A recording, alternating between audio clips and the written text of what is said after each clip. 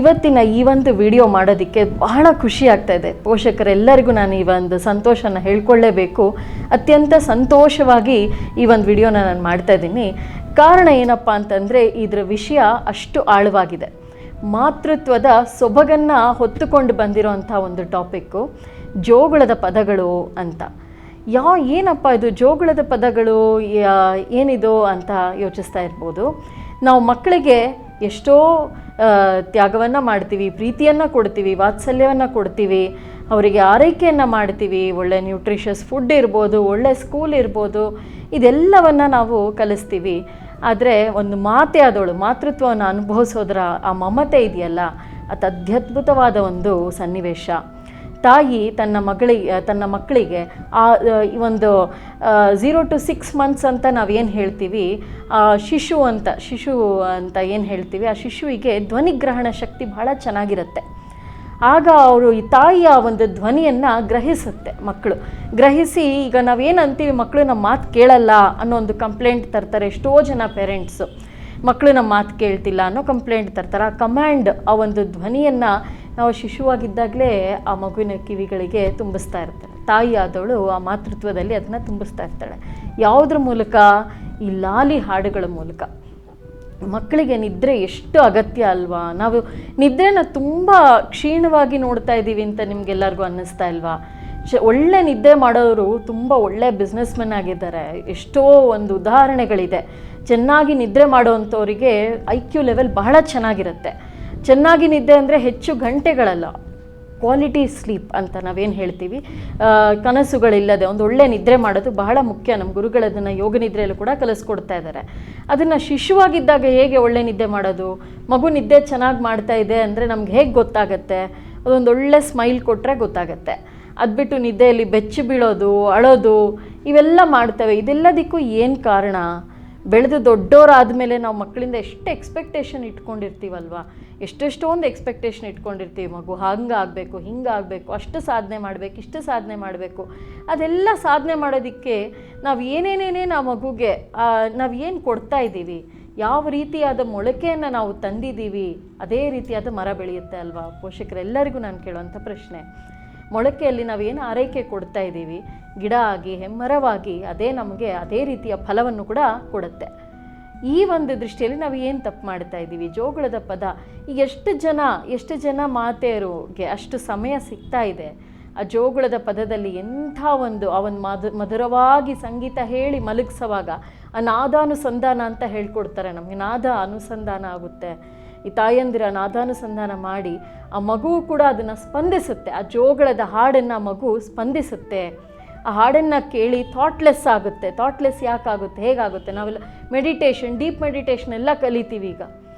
ಅದೇ ಮಗು ಥಾಟ್ಲೆಸ್ ಆಗಬೇಕಂದ್ರೆ ಆ ತಾಯಿಯ ಧ್ವನಿ ಆ ಮಗುವಿನ ಕಿವಿಗೆ ಬೀಳಬೇಕು.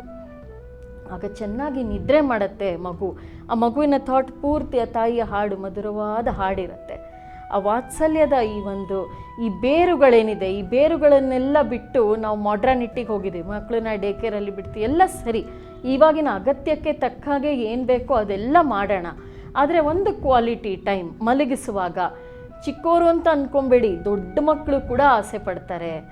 ಮಾತೃತ್ವದ ಸ್ಪರ್ಶ ದೊಡ್ಡ ಮಕ್ಕಳಿಗೆ ಬೇಡವಾ? ಒಂದು ಸ್ವಲ್ಪ ಏಜ್ ಜಾಸ್ತಿ ಆದರೆ 2 ವರ್ಷ ಆದರೆ ಹಾಡು ಹೇಳೋದು, ಇನ್ನೂ ಏನು ಹಾಡು ಹೇಳಿ ಮಲಗಿಸ್ಬೇಕಾ ಅಂತ ಅಂತೀವಿ. ಯಾಕೆ? ನೀವು ಒಂದು ಸಲ ನಿಮ್ಮ ಮಕ್ಕಳು ದೊಡ್ಡವರಾಗಿದ್ದರೂ ಸಹ ಹೋಗಿ ಒಂದೊಳ್ಳೆ ಲಾಲಿ ಹಾಡು ಹೇಳಿ ಮಲಗಿಸಿ ಬನ್ನಿ. ಅವರ ಎಷ್ಟು ಶುದ್ಧಿಯಾಗಿರುತ್ತೆ, ಎಷ್ಟೋ ಸಮಾಧಾನ ತರುತ್ತೆ. ಮಾತೃತ್ವ ಅನ್ನೋದು ವಯಸ್ಸಿದ್ದಾಗಲೂ ವಯಸ್ಸಾದ ನಂತರನೂ ನಮಗೆ ಆ ಒಂದು ಬ್ಯೂಟಿನ ಕೊಡುತ್ತೆ. ಈ ಒಂದು ನಿಟ್ಟಿನಲ್ಲಿ ಜೋಗುಳದ ಪದಗಳನ್ನು ಈಗ ತಲೆಮಾರುಗಳಿದ್ದಾವೆ. ನಾನು ಭಾಳ ಅದೃಷ್ಟ ಮಾಡಿದ್ದೆ ಆ ವಿಷಯದಲ್ಲಿ. ನನ್ನ ಮಗು ಹುಟ್ಟಿದಾಗ ಅವಳ ನಾಮಕರಣದಲ್ಲಿ ಅವಳ 5ನೇ ತಲೆಮಾರಿನ ಹೆಣ್ಣು ಮಗು. ನಾನು, ನನ್ನಮ್ಮ, ಅವರಮ್ಮ ಕೂಡ ಇದ್ದರು ನಾಮಕರಣದಲ್ಲ. ಎಷ್ಟೋ ಅದೃಷ್ಟ ಮಾಡಿದ್ದೆ ನಾನು. ತಲೆಮಾರುಗಳಿಂದ ಒಂದು ಹಾಡುಗಳು ಬರ್ತಾ ಇರುತ್ತೆ. ಮಗುನ ಬೆಳೆಸ್ತಾ ನಾವು ಏನೇನು ಒಂದು ರುಟೀನ್ ಏನಿರುತ್ತೆ ಅದನ್ನೆಲ್ಲ ಪದಗಳಾಗಿ ಜನಪದ ರೂಪದಲ್ಲಿ ಹಾಡುಗಳಾಗಿ ಅಜ್ಜಿಯರು ಹಾಡ್ತಾಯಿದ್ರು.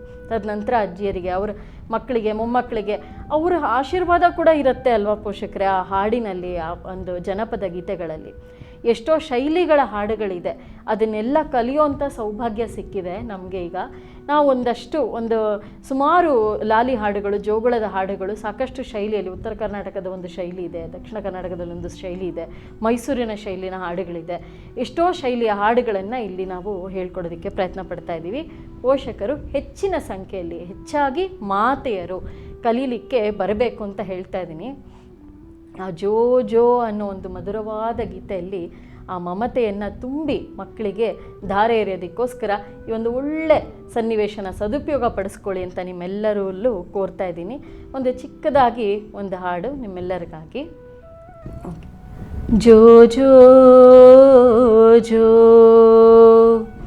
ಜೋ ಜೋ ಜೋ ಬೆಳಗಿನ ಜಾವಕ್ಕೆ ಮೂಡಲು ಕೆಂಪಾದಾಗ, ಬೆಳಗಿನ ಜಾವಕ್ಕೆ ಮೂಡಲು ಕೆಂಪಾದಾಗ, ಸ್ವಾಮಿ ಮೂಡಿ ಬರುವಾಗ ಹಾಡ್ಯಾಡಿ ಅಳುತ್ತಾನ ಜೋ ಜೋ, ಸ್ವಾಮಿ ಮೂಡಿ ಬರುವಾಗ ಹಾಡ್ಯಾಡಿ ಅಳುತ್ತಾನ ಜೋ ಜೋ ಜೋ ಜೋ ಜೋ.